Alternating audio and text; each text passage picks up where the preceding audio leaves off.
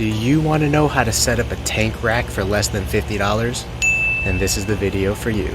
If you are the type of person that likes to see reptile videos, then I encourage you to subscribe, because that's what we cover on this channel. Are you like me and you just can't seem to stop buying reptiles?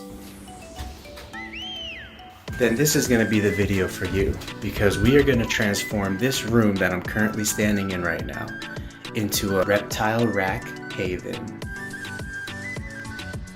Okay, so there's three main components to this operation. Number one, buying the materials. Number two, putting it together. And number three, stocking your rack with animals. Alright, so step one, when it comes to buying materials, I am going to show you what I needed to buy for my rack today. This rack is going against this wall in this room.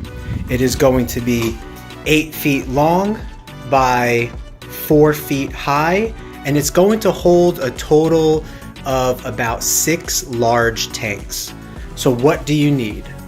You need 18 cinder blocks from Home Depot. These cinder blocks are also the 8-inch by 6-inch by 16-inch cinder blocks. You don't have to use the 8-inch by 8-inch by 16-inch unless you want to. Each one of these cinder blocks is $1.45. Wow, look at that. My guess was actually pretty good. We have 6 pieces of 2x4 for $32 right there. And we have 18 cinder blocks for $26 right there. Just about 50 bucks. So step one, let's put together the first row. Now what I would do is use a spacer. I'm going to space it the thickness of 1 brick, which is about 4 inches, just so I have room behind the rack to reach my arm back there, as well as put tanks that might be a little wider than 16 inches.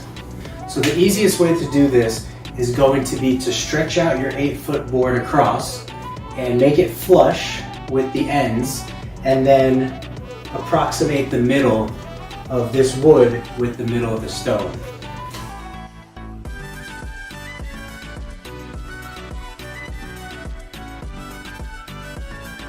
Okay, so you want to make sure the 2 end pieces are flush, and then you can measure your wood and see exactly where the halfway point is and mark it.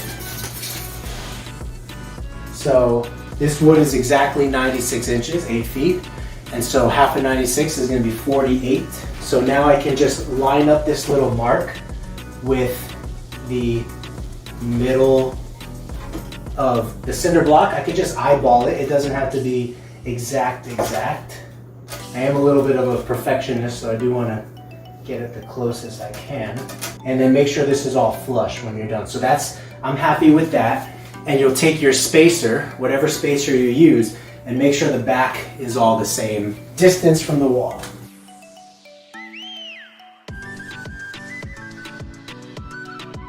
I would double, triple check. Especially if you are in areas prone to earthquakes.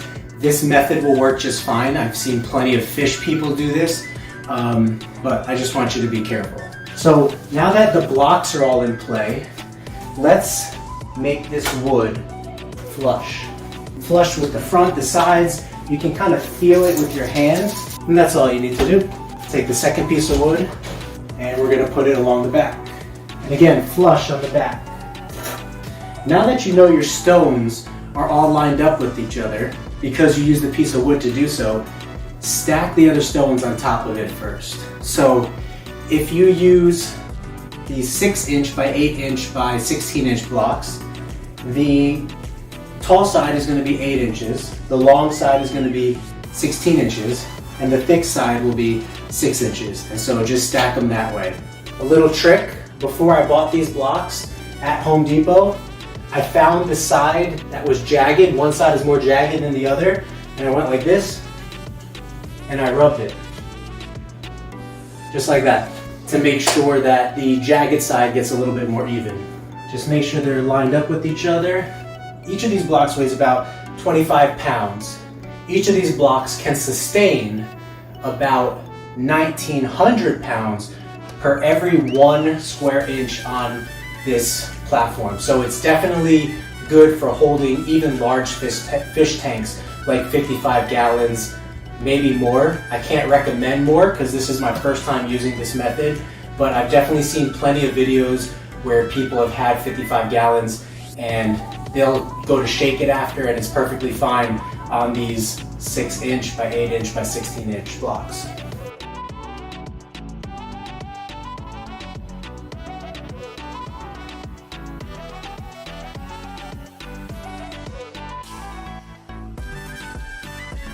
Okay, now that we got our first stack of blocks done, 3 high, this is going to be 8 inches times 3, which is going to be 24 inches tall.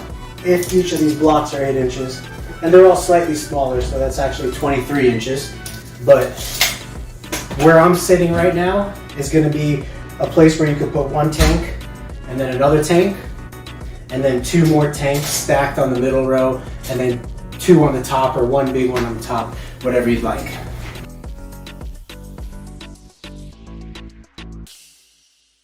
So the ends you can line up with, just kind of line it up with your fingers and kind of feeling out the middle edge there. The middle, you can pretty much eyeball the middle of the wood and the middle of the center blocks and do that. Now you might have a little bit of overhang or like a little bit of lip of overhang. That's okay. Sometimes when the structure goes up, there might be little slight, impurities in the straightness of this, and it will, cause the bottom brick to be slightly lined up different than the top. As long as it's small and insignificant, that's okay. So that's what happened on this side. I can feel that the pieces of wood on this 3rd row, they are about 1 centimeter hanging over, whereas when they were on the bottom, they weren't doing that. So I would just stay true to what's on the bottom and let the overhang be the overhang. So again, try to line these up with the bricks and not necessarily the 2x4s, because the 2x4s might be off a little bit. But if you look at it, you can kind of see where the brick centers. And each of these bricks, like I said, is 25 pounds. So you're gonna have 25, 50, you're gonna have 75 pounds of bricks, plus the weight of the tanks crushing down onto this middle row, so it'll hold it all in place nice. Some of the wood might bow a little and not look exactly perfect. That is okay. We are working with imperfect materials, so that can be expected. The main thing is you want the bricks as closely lined in a row as you can get them, because all of those pounds per square inch are going to be pushing down on this rack from the top down, and you want these bricks to be all in a row so that the pounds per square inch load is absorbed by each brick together instead of being staggered and maybe one part of the surface absorbing too much weight because it's off. Now once you got the bottom row of bricks on, just line it up with your hands. Make sure everything feels lined up.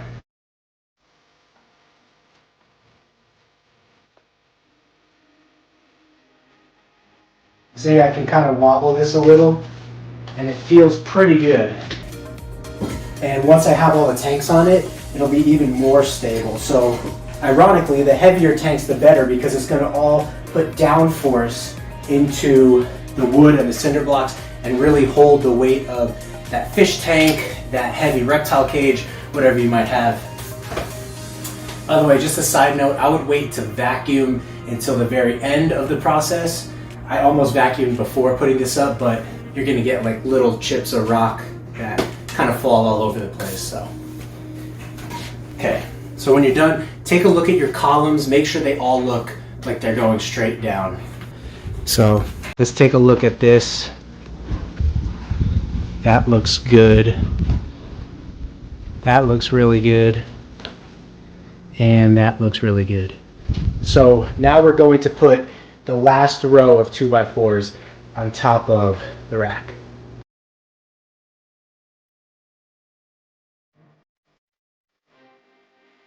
So what I'm seeing right now is little impurities. For example, this side is not completely flush. This is not completely flush.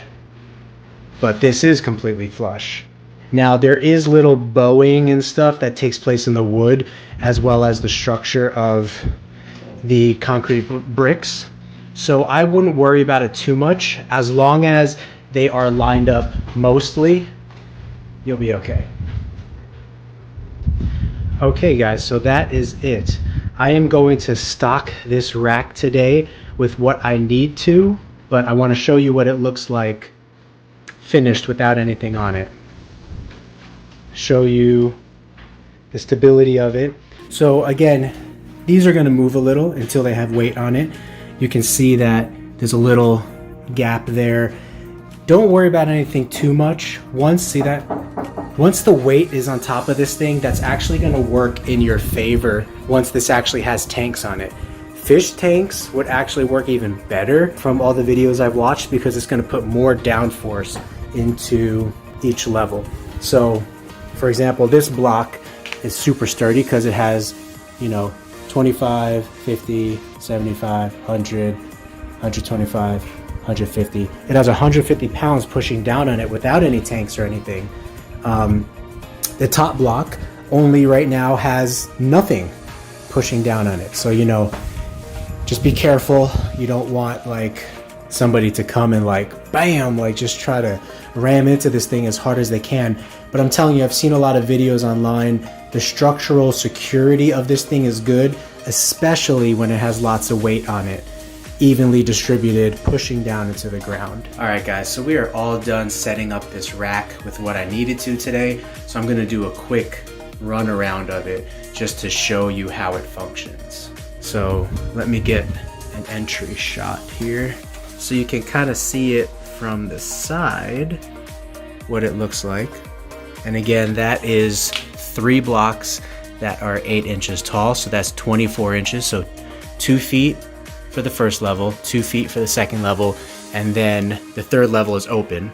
Obviously, you could build higher if you wanted to, but I didn't want to / need to for this time. And there is a good shot of the entire setup. So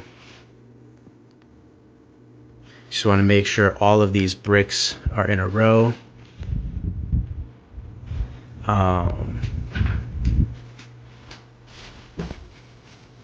Pretty cool. I mean, look how many tanks you can store in this one little area. So I'm excited about it. The amount of space that is between here and here, I believe, is 39 inches or so. Or let me see, not 39 inches. Oh yeah, it's about 39. Yeah, so it's 39 inches. So again, that's how this rack will work, where if you're using 8-foot long 2x4s from Home Depot, then the bottom, and you stack up 3 high, you're gonna have 2 feet of clearance from here to the floor.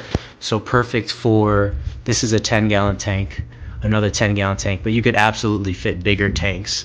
See, I have a tank right there that's bigger than a 10-gallon. I would say this size can maybe fit a 40-gallon.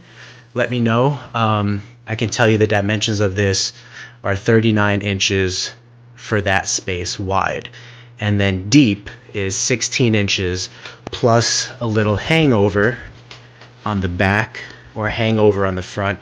It doesn't have to exactly, you know, you're not confined to 16 inches. You can absolutely go over a couple inches, whatever you feel like is going to be safe for your setup and how much weight, you know, is stabilized and how much weight you're holding all together. So again, each of these holes can probably fit a 40-gallon tank, a 30 to a 40-gallon tank.